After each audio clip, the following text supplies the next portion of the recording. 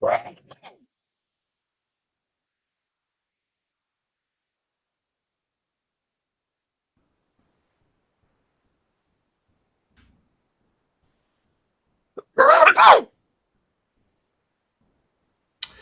right, welcome back to another episode of Rapid Results with Andrew Weiss. We got an amazing, incredible guest today, D. Scott Smith, who's also tuning in from Oregon, my home state, so representing. And for those who don't know much about D. Scott Smith, he is a collaborator sitting in the juncture of strategy and execution. He's known as a motivational listener. He's a speaker, coach, mentor who will inspire and motivate you.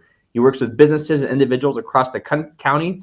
Scott is the author of publications, Relationships, Grow Your Business, A Method and Process for Networking, the author of Motivational Listener, Be Interesting by Being Interested, and also along with that title is Practical Skills to be Successful at Business Networking Events.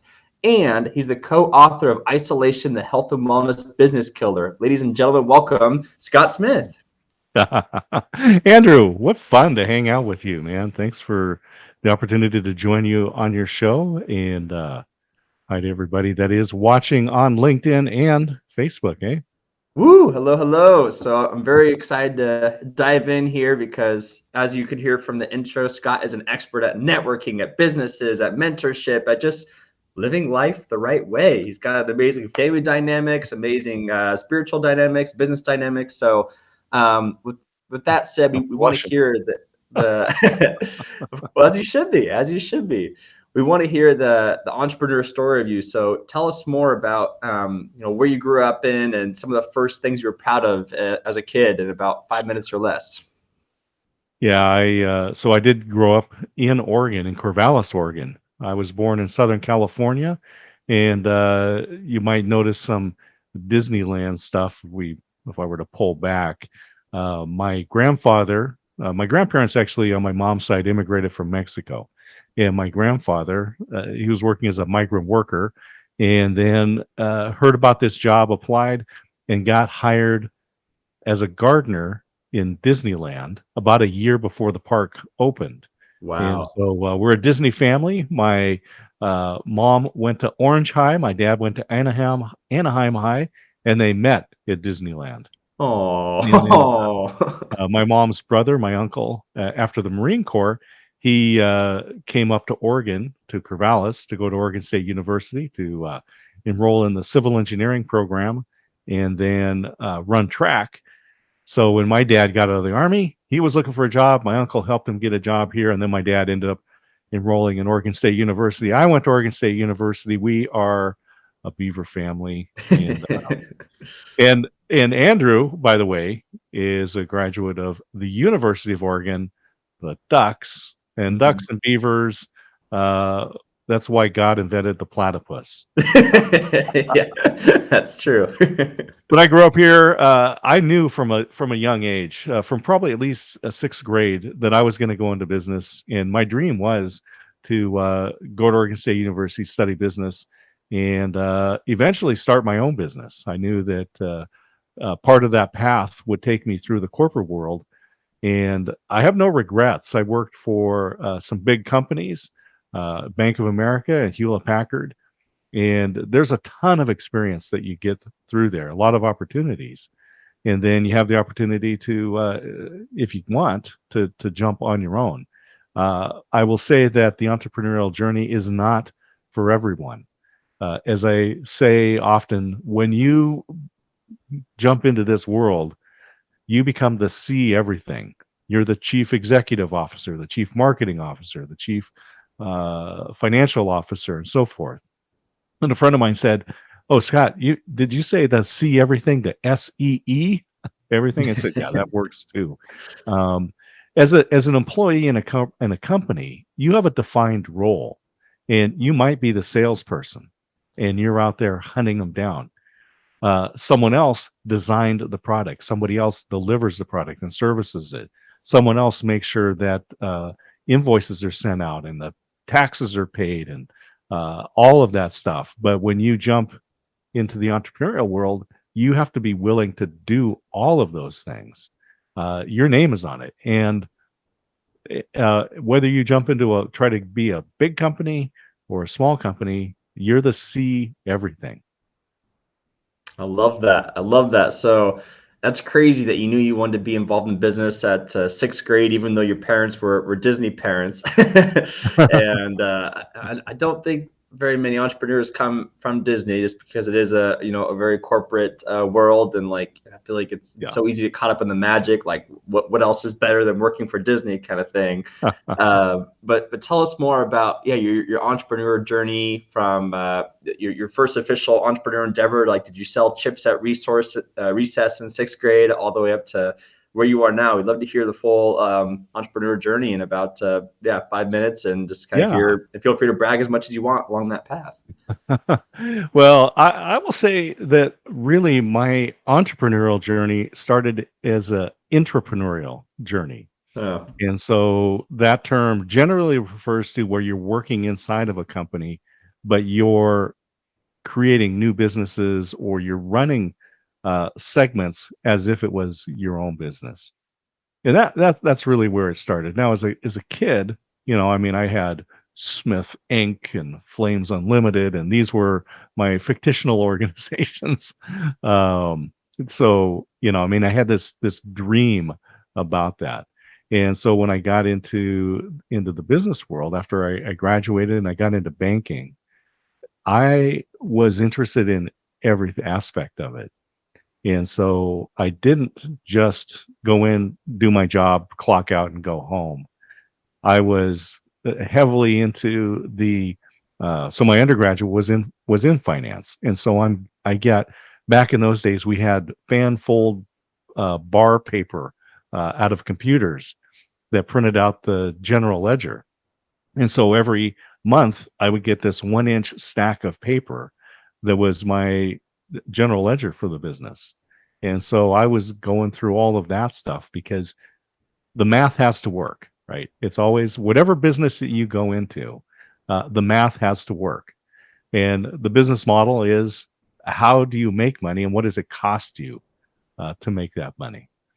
Hmm. No matter, I mean, it's the simplest form of a business model. And so I was looking at it from that perspective. And when I was working at Pacific First Bank, which was a smaller bank, we actually had what was called the franchise manager program. And it was basically just a set of data that you could look at and run your branch as if it was an individual franchise of Pacific First Bank. And I mean, I'm looking at all the sales and all the metrics that went into it, all the sources of revenue, all the costs that went into that. And because did that, it gave me a flavor for those kind of bigger numbers. Now, when I was in college, I started off. I was working for my stepfather, who was a CPA, and so I did taxes for 4 years for a lot of small businesses. And when you get into the nitty gritty of the numbers, again, the math has to work. Uh, I learned a lot about different businesses. And then in banking, of course, I worked with hundreds of small businesses there. And through both of those journeys in accounting and in banking, I met a lot of people that were running businesses.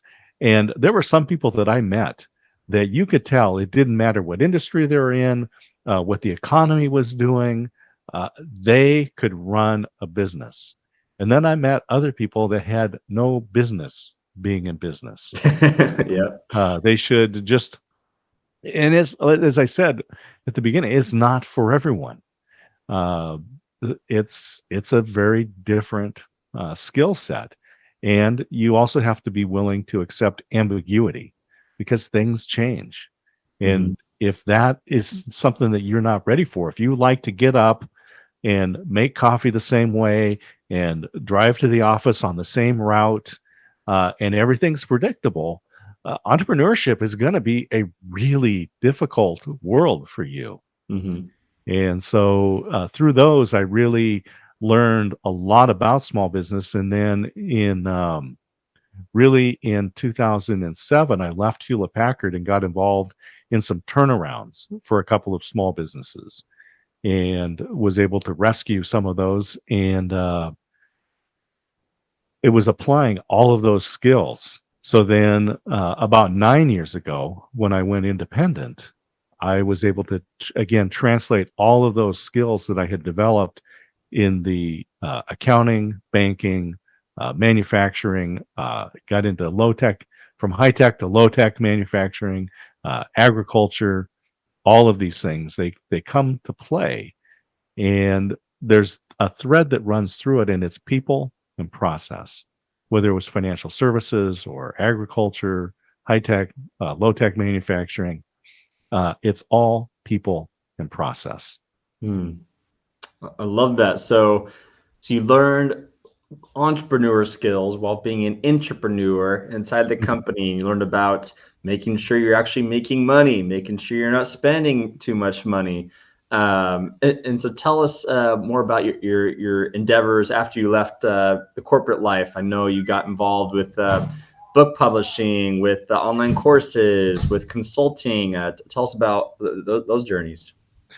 Yeah. So really, what happened was I had was working as a CEO for a small agricultural company, specialty agriculture, and we managed soil microbiology. So we had a lab, did testing, and so forth.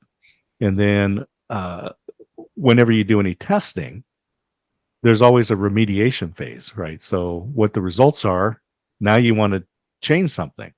Mm-hmm. Otherwise, why do the testing, right? You're either validating or you're looking to change, and generally it's change. So they were selling soil amendments, so we were reselling other people's products, which is a stinky business model because now you're only competing on price, right? Mm. So someone calls up and they're like, "Hey, I can get it a dime cheaper somewhere else." You're like, "Okay." With a terrible business model, right? So Yeah. we leveraged, I leveraged the lab. We developed proprietary soil amendment products. But the company didn't have a lot of money, so we had to learn how to market without spending money. And Mm. so I really got involved in social media. And so this was back around 2010 is when I really started learning how to market and build community Mm. online. And so we were doing webinars, we were doing web training to teach people how to read their soil reports and amend their soils and so forth. And then the business model was this: I sold people a bottle of goop. They took it outside, took the lid off, poured it on the ground, and came in and ordered more. Right? Oh, yeah. Yeah. Business model. So the more times they did that, the better we did. Mhm. Well, the reason they were going to do that was because their business was better. We were selling a lot of products to landscapers.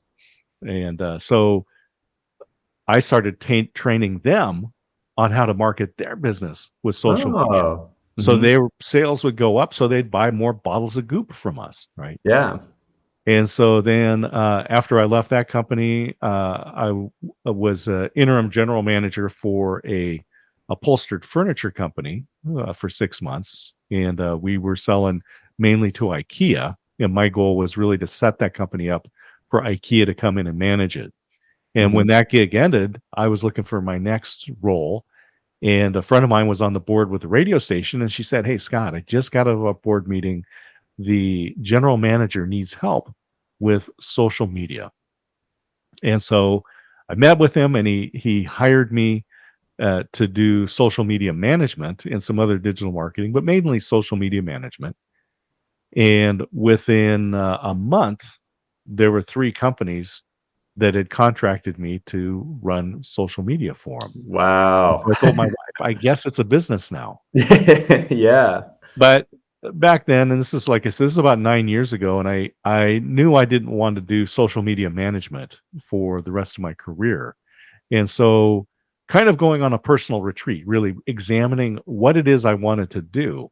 And so what my plan was then to go from social media management to digital marketing, and specifically running ads. So Google, YouTube, Facebook, Instagram, Snapchat, digital ads for Mhm. businesses. And then move from digital marketing into more consulting, and then finally into coaching. And so consulting is really looking at what needs to be done and helping them implement things. Mhm. Coaching is more of encouraging people to be better at what they are, and kind of peeling back those things. So, how do you monetize those types of things? Well, I do the social media management and digital marketing as a on a retainer basis, a scope of deal on a scope of work. Mhm. And then with coaching and consulting, now you really started to look at how do you grow your influence there. And so being a published author is one of those things. And in my case, I didn't want just one stream of income, just digital marketing or whatever. So I look at a number of different opportunities to do that. So publishing a book, creating a podcast. Now, some of these things, like starting the podcast and actually publishing my first book, I was working with clients and telling them, look, podcasts are great. They're an excellent way to get your message out and share your knowledge and position yourself as an expert in this field. And so I created a podcast to show them, look, it's not that hard to do. Then I wrote a book and published a book to show, look, it's not that hard to do. Now I had valuable information to put into that, of course. And Mhm. so the first book was Motivational Listener, Be Interesting by Being Interested, a practical guide to being successful at business networking events. It is a full title. Yeah. But Yeah. anyway, so these are the things that I did to start generating revenue, and created a course.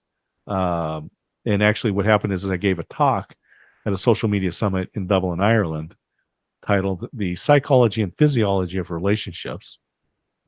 And here's an interesting point. Side note: that was 2016, and I actually went through and proved. I looked at the academic research and proved that the relationships that we create digitally can be just as strong as those that we create face to face. Now, of course, Wow. the whole pandemic and the shutdown, the lockdown, the limitation of travel, and the increase of video conferences, uh, it's been a lab for 2 years that has proved that talk true, that the relationships that we create digitally can be just as strong as those that we create face to face. So I took that talk, the psychology and physiology of relationships, turned it into a course, turned the course into a book, and now one of the things that I do is I help other entrepreneurs capture their knowledge and put it into a book. So we have influence, the creation of credibility, which is it uses the PIP method because you have to have an acronym: Mhm. publish, instruct, and promote.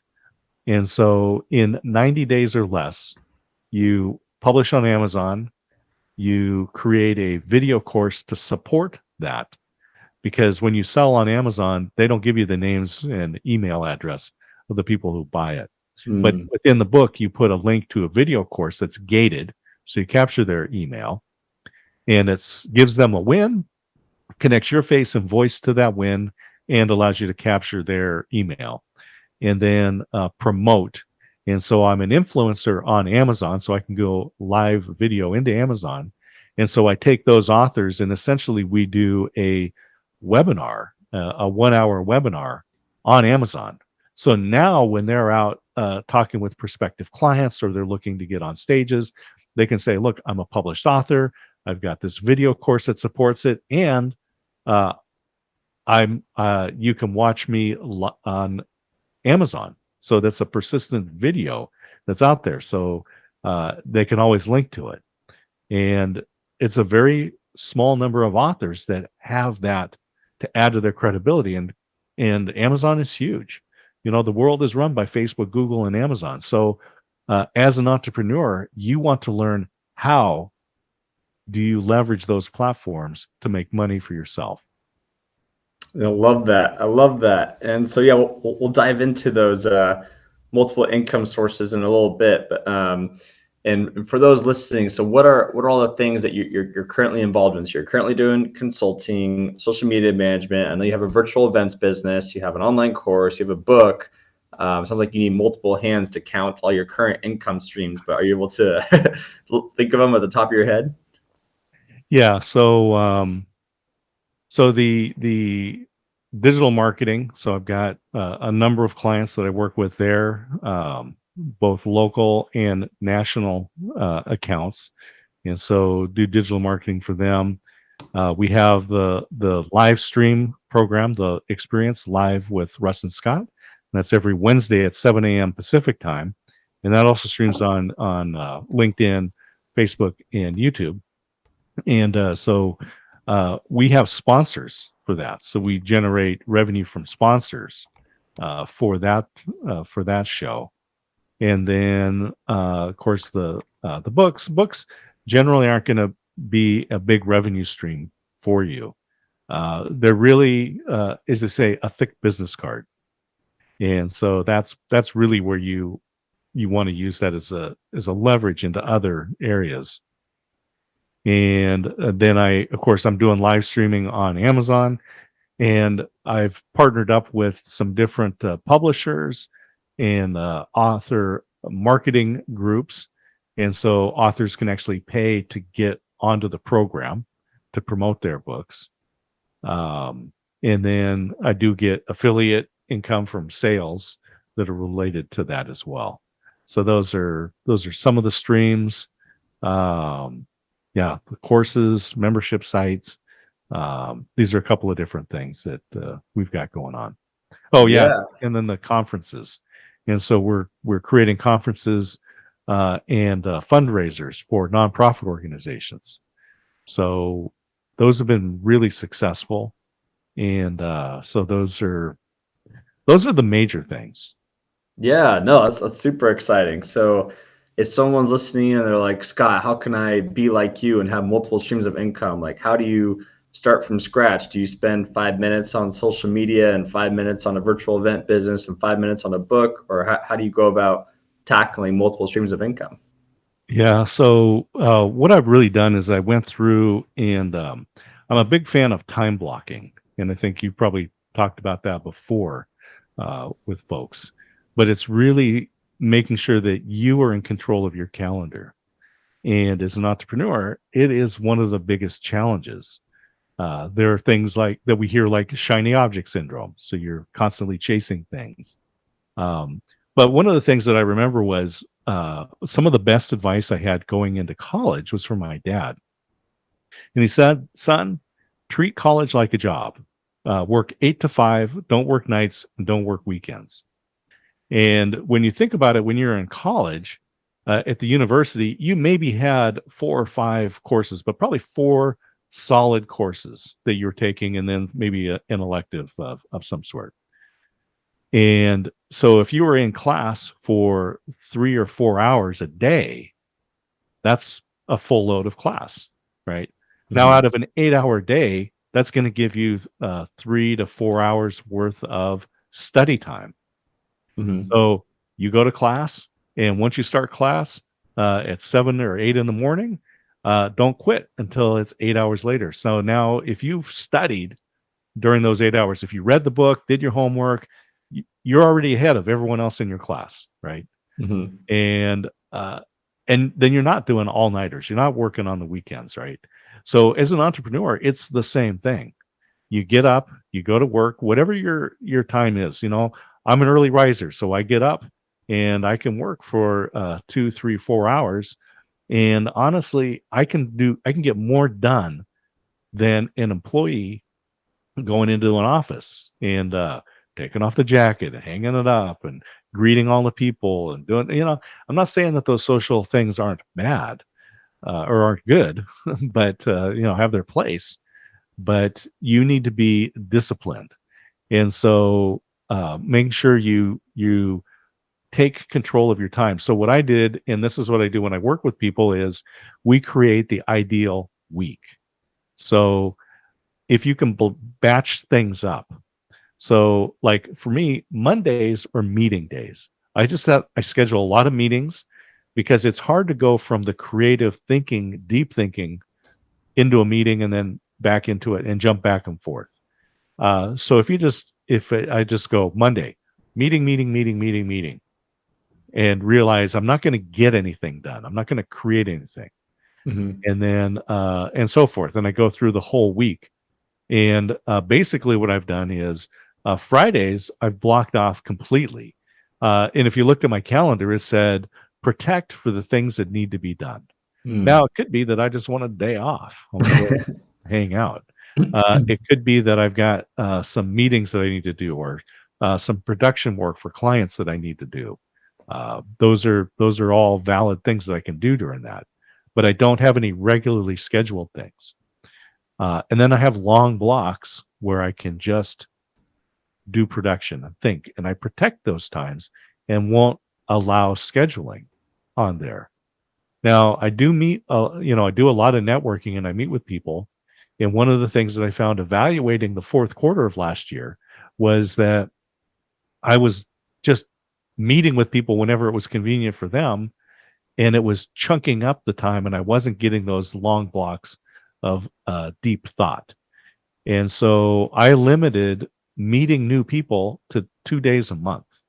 And so I blocked those times out. And now I can focus in on meeting people, like spending time with Andrew, because Andrew is a part of my network. You're part of my intimate, my active network. And so this way, new people are being introduced, but they're not stealing time from my business and thought. So really controlling that time and putting it into your digital calendar or your paper planner.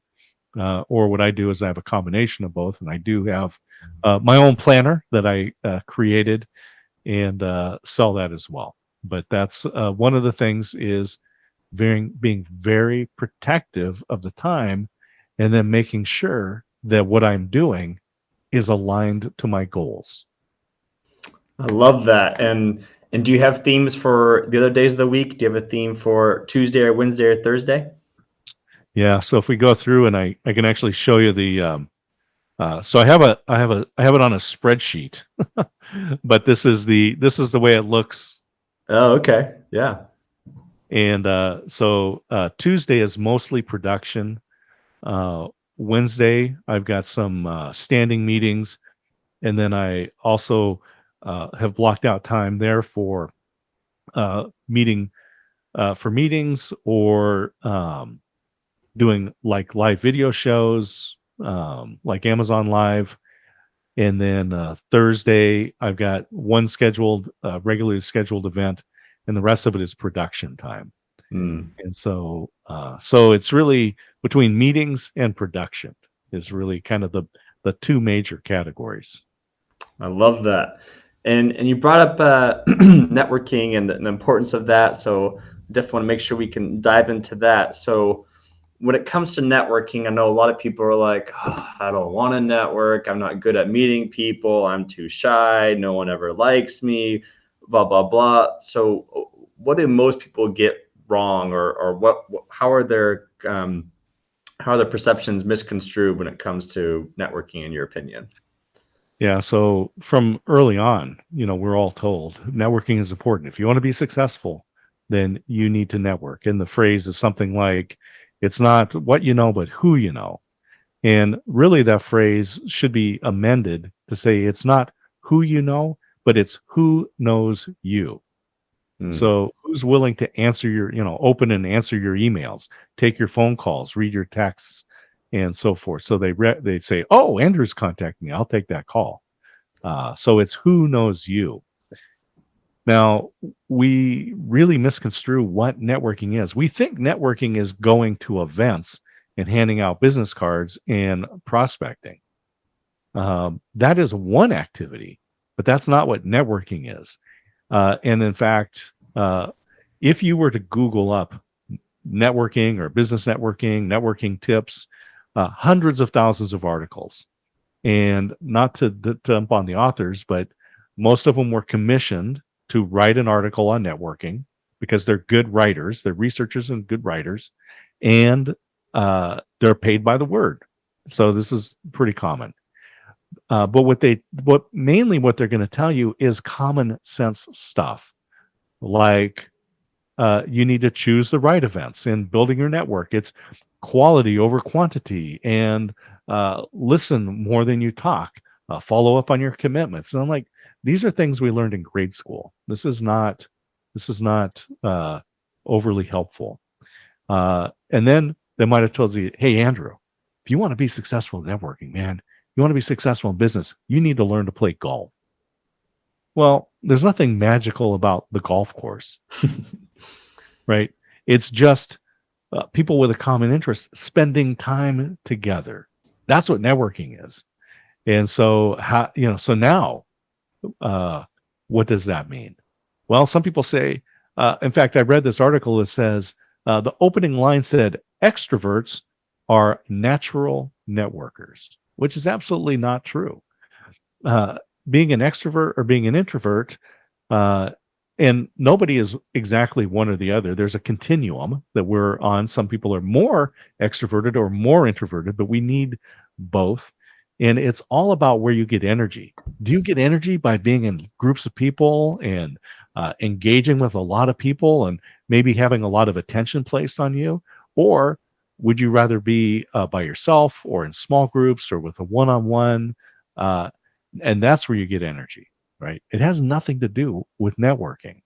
So, and in fact, I think I've given you a link to where people can download a free copy of Relationships Grow Your Business, which is a method and process for networking. And in there, I lay out a structure that is not, it doesn't require you to be an extrovert, and it is not limited by being an introvert.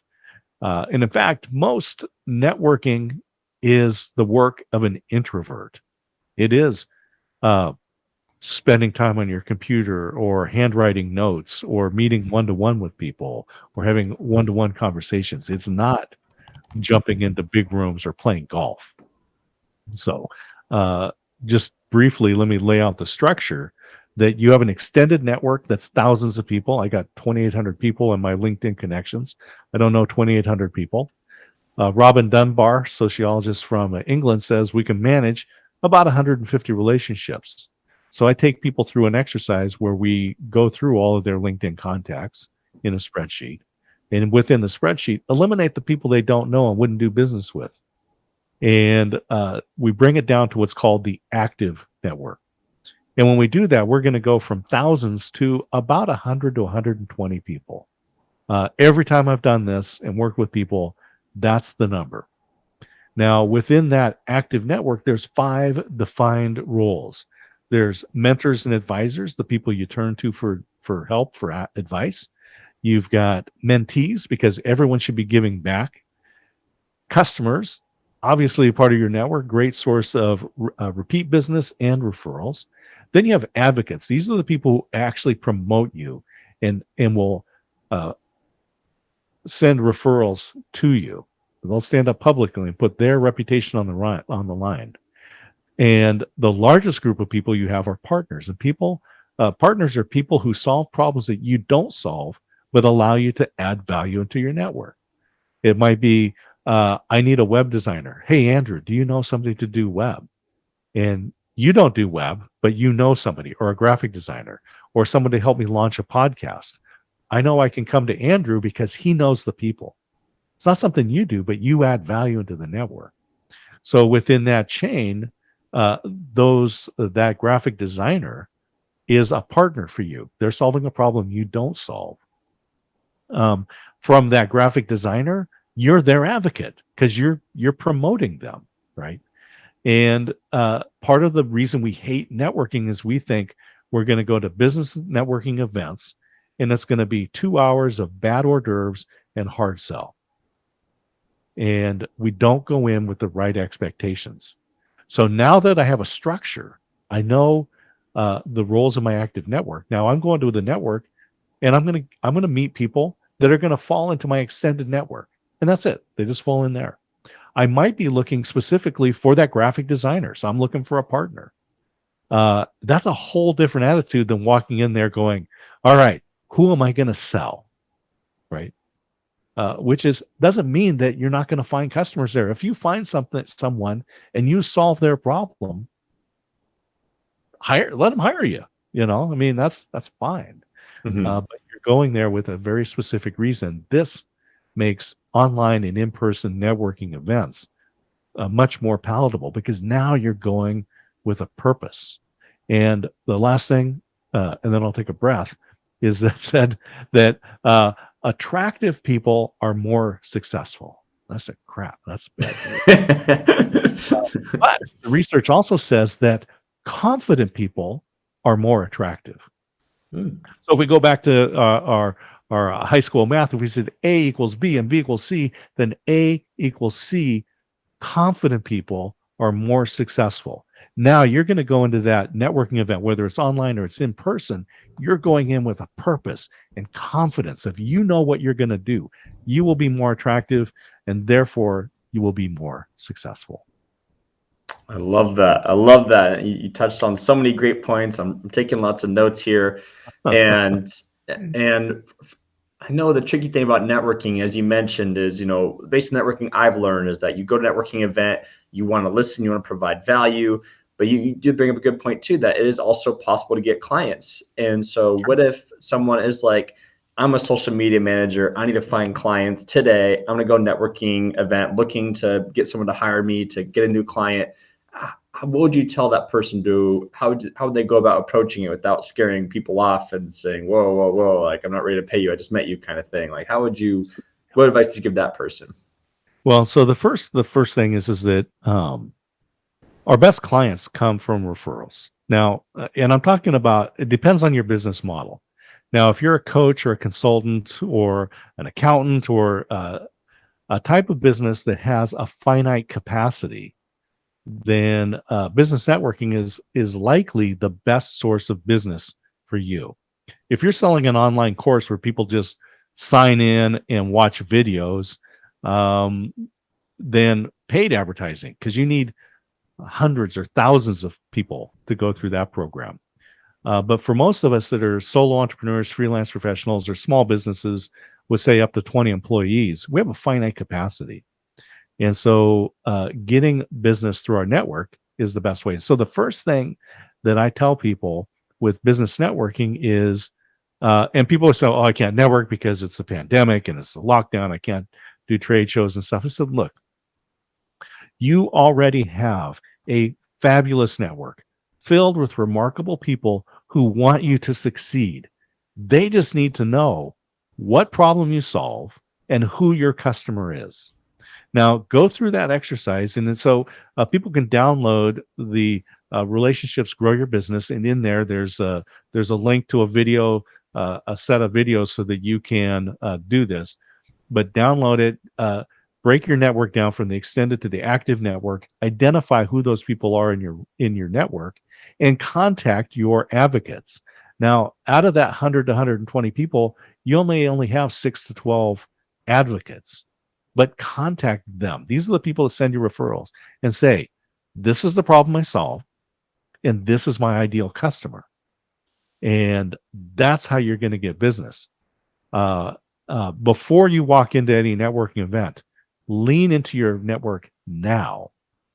And now, when you're going to the networking event, I'm not looking for customers. I'm looking for people to add to my extended network, and then see if they fall into a role within my active network.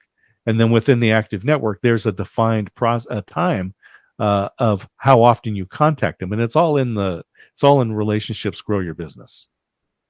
I love that. And when you go to these networking events, how do you get to decide what category each person goes to? Like, how do you decide, oh, this person could be an advocate, this person could be a partner, this person could be this category? How do you decide which category each person goes into?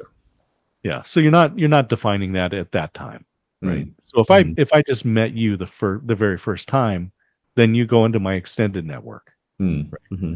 And then and so also on my website, there's I think I gave you the link as well, that people can download the networking events cheat sheet. And so there's 6 steps, and this is based on the book Motivational Listener, Be Interesting by Being Interested. The first half of that book is the brain science about how we connect, and then the second half really lays out the 6 steps on how you actually connect to people. And the final step, the 6th step in that, is to Now, this doesn't mean that every person that you meet at a networking event, whether in person or online, is someone that you're going to follow up with. Because as you go through that six-step process, you're going to learn about that person. You're going to learn about their business, and you're going to see, is this person a potential to fall into one of the 5 categories? And if so, then schedule a meeting with them and follow up. And I'm also not a fan of elevator pitches, because elevator pitches are like autoresponders, right?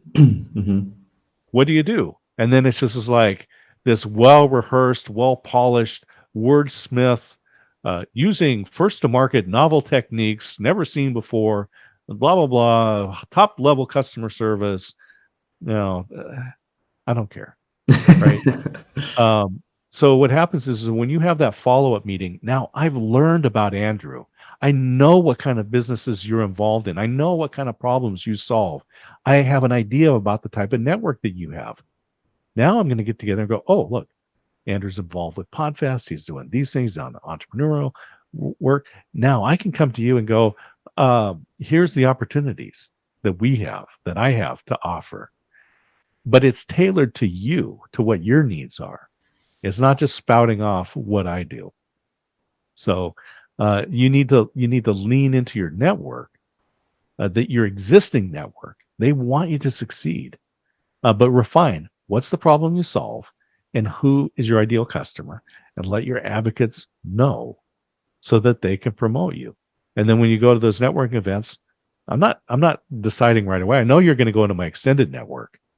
After we meet, maybe I'll, if I've got a spot for you, I'll put you in, but you're now making a commitment, right? If you're a mentor or advisor, I'm probably going to meet with you every week.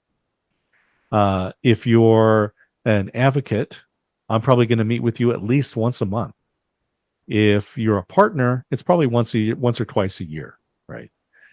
Because I just need to know what services you add and how it fits, and so I can keep that fresh. But you're one of those Google articles that you might have found for business networking said you need to contact 3 to 5 people every day.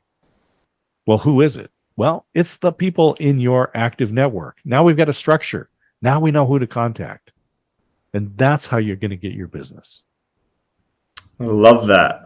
And I know that is a top mistake that people make, as people think, oh, I have to meet more people. And it sounds like what you're saying is, well, what about the people you already know? What about reaching out to them and building a better relationship with them? Is that what I'm hearing? It's just like they say it costs more to get a new customer than to retain your existing ones. It's the same thing. Maintain your existing network, and I guarantee you that your network has more business than you can handle right now. But let people know what problem you solve and who your ideal customer is, and specifically your advocates. I'm not saying walk up to every person you know and say, this is what problem I solve. This is what I solve it for. Go to your advocates. These are the people who will stand up for you publicly and promote you, who send referrals to you. And just because they're sending referrals to you doesn't mean you need to reciprocate, that you need to send referrals back to them. This is another mistake, is misdefining the roles. So if you have that web designer and you say, oh yeah, Scott, let me hook you up with my web designer, my graphic designer, or a person to produce a podcast for you, you should not be expecting that they're going to in turn send business to you, because they've fulfilled their role of adding value, allowing you to add value in your network. And so we just need to understand what those roles are. And again, it takes the pressure off. I'm not just trying to sell everyone, or I'm not beating people into, well, how come you haven't sent referrals to me? I send referrals to you. It's not their role. Well, and tell us more about that perspective of person, because humans are naturally altruistic people. So if you came to me and said, hey, Andrew, do you know anyone who needs help with the social media marketing? from your perspective, why does it benefit me if I give you a referral and then kind of call it good? Essentially, is it like, how come there isn't any like quote unquote guilt involved? Like, oh, I have to repay him back now for him sending me a referral kind of thing. Yeah, because the point is that again, let's just take you as that person in the center of your network, and someone comes to you asking for help, right? They go, I'm gonna come to Andrew because Andrew is a helpful person. Because when I need that web designer, graphic person, whatever, right? When I need somebody, I go to Andrew. He can either help me or he knows who, right? So those people in your network, and this is your active and extended network, your value as a contact goes up. And so we can think of it as paying it forward. Maybe that's the phrase to use. But really, you're just adding value in your network. I always go to Andrew. He either can help me or he knows somebody that can help me. And eventually, and networking is a long game, right? We're not talking about getting sales today. That can happen, but you're building relationships. There was nothing magical about the golf course. It was people with a common interest spending time together. And eventually it said, hey, why don't you I know this person that has this problem you solve. Let me connect you up. And this is the same thing that you're doing in your network. You're connecting with people who have a common interest, spending time with them, building those relationships, and giving yourself the opportunity. So your value is higher. More people will come to you. More people are going to be referring to you because even if it's not for the problem that you solved for which you get paid, they're still going to come to you and go, hey, Scott was saying Andrew is the guy to talk to about this, right? Now you're talking to potential prospects and your network gets bigger because as we said, Robin Dunbar's rule says we can manage about 150 relationships. These are personal relationships, in business relationships. 150, they all have 150, right? Multiply that out. That's people who have direct experience with you. Multiply that out again because they all have 150 people who have firsthand experience of working with you. Now, they all have 150 people that have credible experience about working with you. Okay. That reach right now is about 3 million people. Wow. So, as I said, your existing network has more people in it, more business in it than you can serve. You just need to be intentional about managing your extended to your active network to those roles within that active network. I love that. I love that. And one of my favorite quotes of all time too is when Henry Ford, I think they were asking him a question. He said, "I don't know the answer, but I do know someone who does." See, perfect. Right?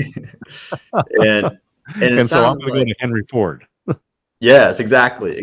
And so it sounds like in your experience, I know, you're a master networker, relationship builder, connector, and you're saying, oh yeah, Andrew, I have no problem introducing people all the time because at some point, some people are gonna go, wait, Scott, can I pay you? And you're like, okay. And this is how it happens, right? So I get introduced to to somebody who says, "Oh, you're doing Amazon Live? Here's a person that is marketing books." And I mean, this is protecting the names when I'm telling you this is exactly what happened. And so I go, great, let's schedule a little short call, introductory call. So we meet and we talk, and then it turns out that she has an author, and so we charge that author to get paid. She makes money, I make money. And then they're having a conversation and they're going, yeah, we really need to do some more promotion.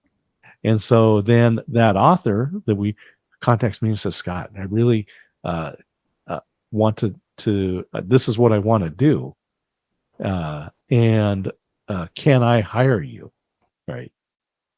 And this was all through the network. I wasn't sending out, let me help you promote your book. I was just following up on a referral, spending time.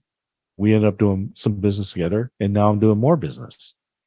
Um, every one of the so it's the first of the month, and I send out invoices, and every one of the invoices that I send out was a direct referral from someone within my network.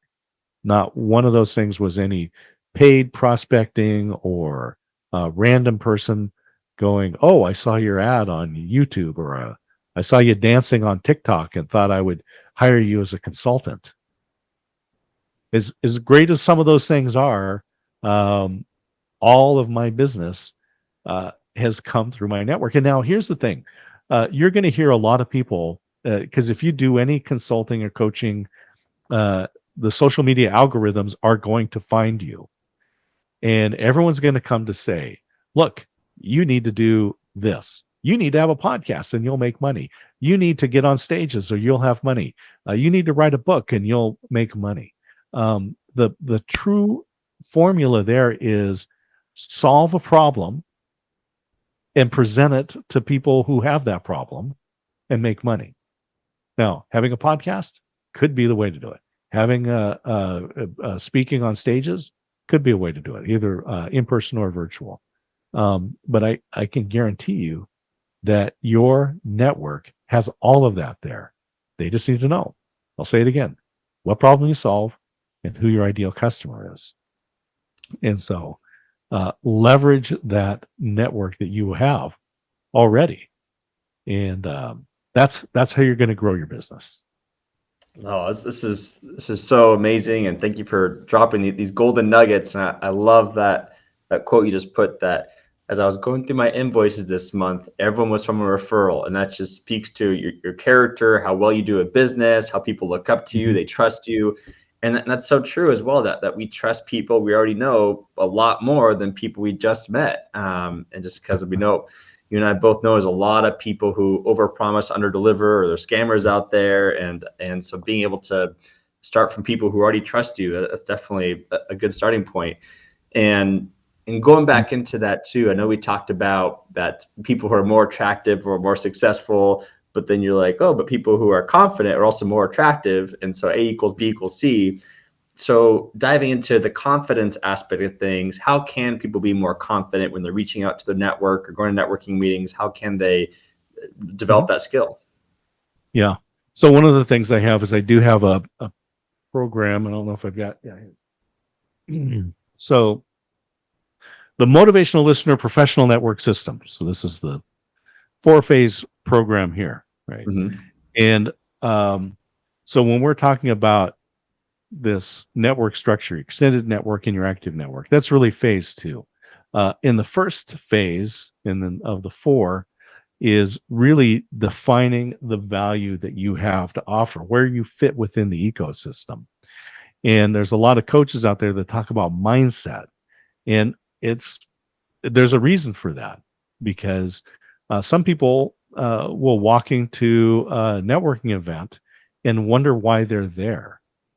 Mm-hmm. So when I walked into San Diego at the convention center, and it's social media marketing world, and there's 5,000 of the world's best social media marketers there. And I look around, I go, how can I compete? Right.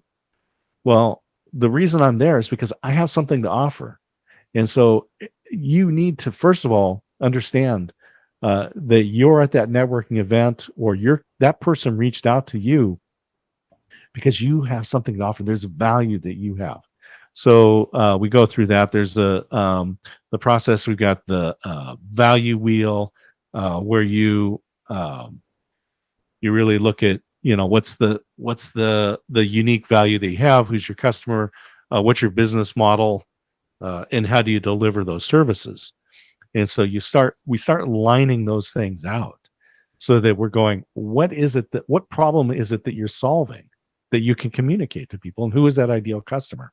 This goes back to the whole premise, because uh, again, you're going to see these messages that say that promise $10,000 months, right?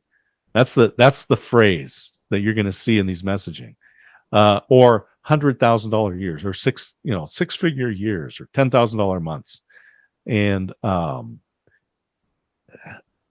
maybe.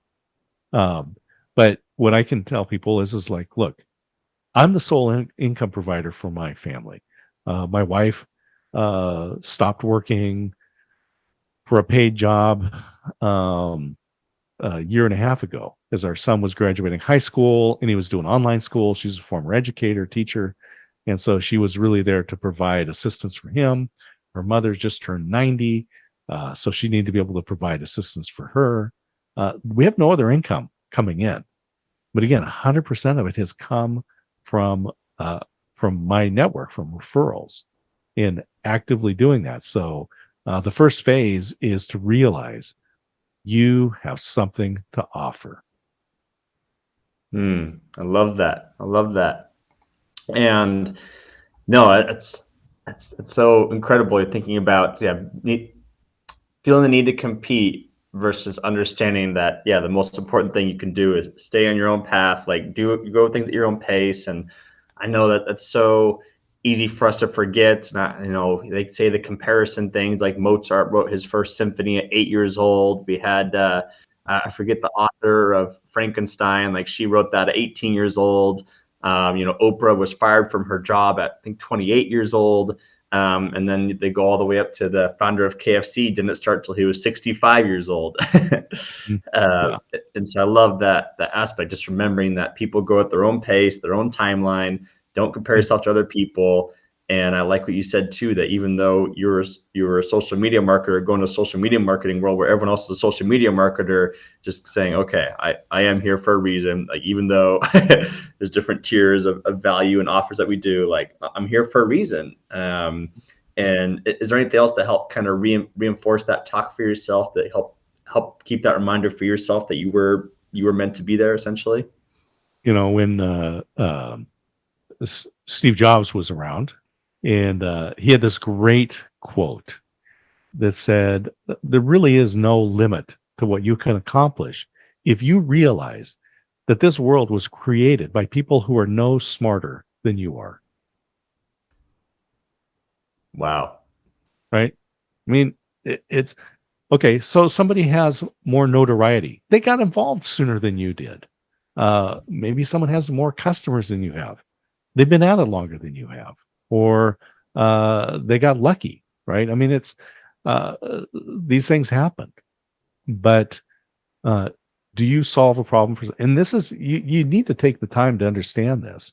Is, do you solve someone's problem?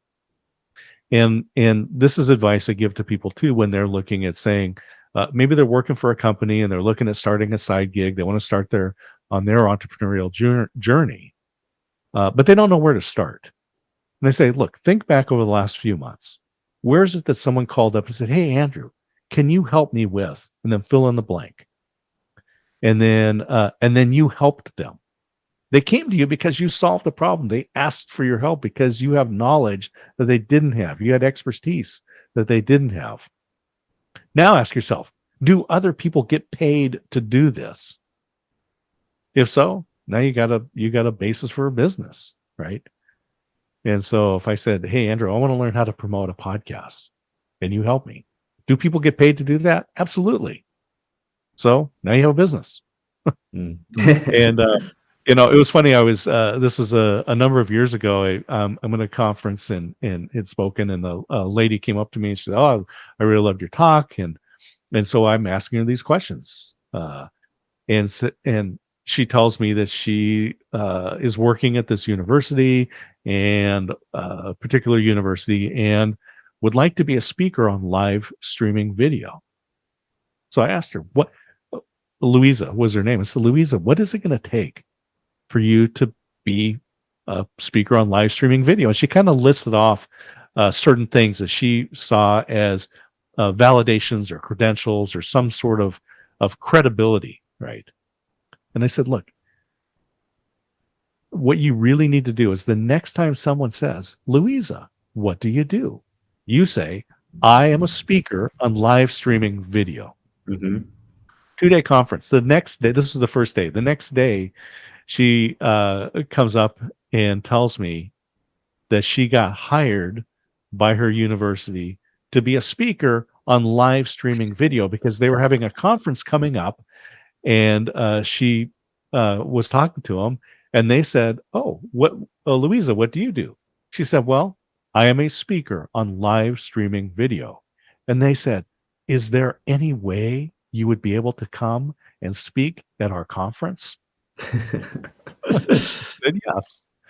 Um, and so a lot of it is just saying, who are you and what problem do you solve? And just believe that, and things happen. I love that. I love that.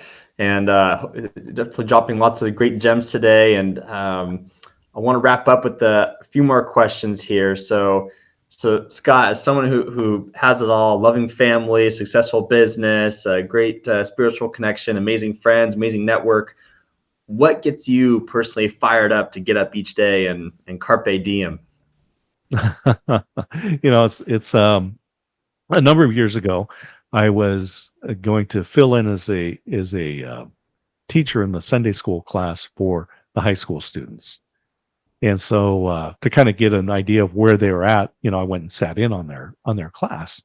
And as we were sitting there, part of the discussion came up to where do you see God? And so common answer to that is, oh, when I go into the mountains, when I go to the Rocky Mountains, and you look at the majesty and the power of the mountains, that's where I see God. Or I go to the ocean and it's just vast and deep, and that's where I see God. Or maybe it's in a newborn infant laughing, right? In that smile of a newborn. And I said, and so they asked me. And in the book of John, it says, in the beginning was the Word, and the Word was with God, and the Word was God. And the Greek of that is logos, for word. So the Greek interpretation of the word logos meant an order to the universe. And so logos is the logy that we get, that we put at the end of biology, psychology, right? It's the order to the brain. It's the order to physical creation, and so forth, geology, whatever. So we could say that in the beginning, there was an order to the universe, and the order to the universe was with God and was God. And so what fires me up is when I see that path from our current state to that future state. And so if I'm working with an individual, and we're going, okay, here's what we want to do, but here's where we want to be. And then you start seeing how things flow from one to the other. When you solve that problem, when you bring an order to that chaos, to me, that is the most enlightening moment, most energizing moment, when you see how it all comes together.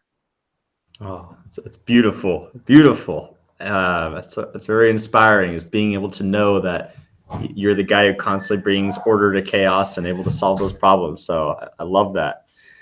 And a few questions left is if people happen to ignore this interview, even though this was an amazing interview with lots of great information, what is like the one takeaway you want people to have when it comes to getting business from networking? So my title is a motivational listener, which is a great pattern interrupt, because we hear motivational speaker a lot, but we hear motivational listener causes people to stop. And there's some brain science around why that is beneficial, why you want to have a pattern interrupt.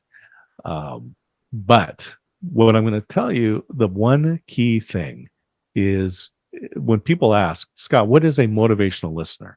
And I'll just say that, first of all, I am the world's foremost authority on being a motivational listener, because I'm the only one. You have it copyrighted and everything? Yeah. So anyway, it's Nice. The goal of being a motivational listener, and I encourage people, get the book. If you want, I'll send you a PDF copy of it. Anyone that wants to reach out to me, you can buy it for, I don't know, a couple bucks on Amazon, or I'll send you a PDF copy. Depends on what you want. But um, in there, we talk about what it means to be a motivational listener and what the steps are, and the fundamental goal of any conversation is for the speaker to leave that conversation. So if you, Andrew, and I are having a conversation, my goal as the motivational listener is for you to leave that conversation feeling better about yourself than before we started. That's it. That's the goal. If you can step into a conversation, whether it's online, in person, at a networking event, or just casually meeting somebody, if your goal is for that person to leave that conversation feeling better about themselves, then life will be much more fun. Love that. Well, this has been so helpful, Scott. Thank you so much. I'm taking a lot of notes here. And for those listening in too, what's the best way they can get a hold of you if they do want to learn more about your services, how to help you, how you can help them? What's the best way to contact you? Yeah. So go to the website, dscottsmith.com. LinkedIn is a great place. D. Scott Smith, or just D. Scott Smith. So if you go to linkedin.com/in/D. Scott Smith, you can find me, reach out. I'm an open networker. So I will connect. If you don't look dangerous, I'll connect with you. And I love to make introductions. And so LinkedIn makes it very easy to make introductions for people. And so, and then email scott@dscottsmith.com. And I think there's a link in there too that you can go to my website, dscottsmith.com, get to know Scott, with hyphens between each of those words. There's a summary of a lot of different projects and programs that I'm involved in, and you might find something that is of interest to you. And also, you can find a way to connect with me on my website and grab some time on my calendar. I love that. And I'm curious, what does looking dangerous mean to you?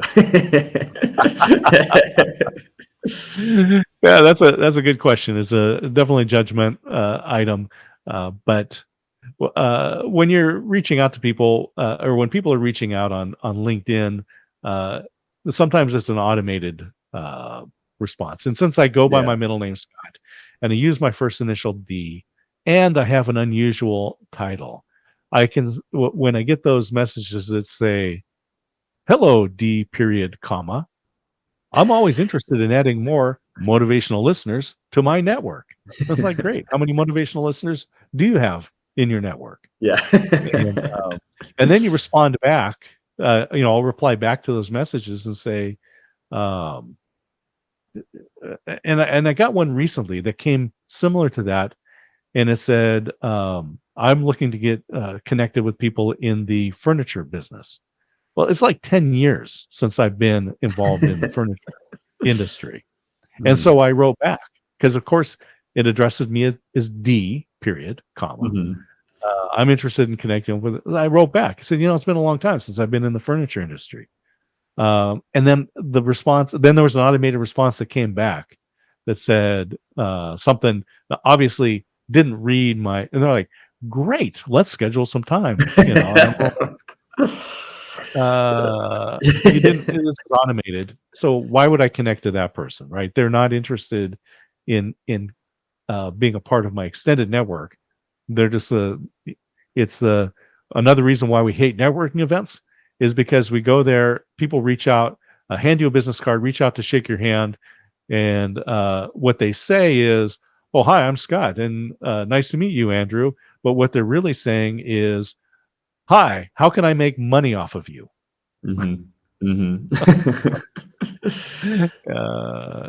So yeah. I see that's if people look dangerous through, it's just going to waste my time.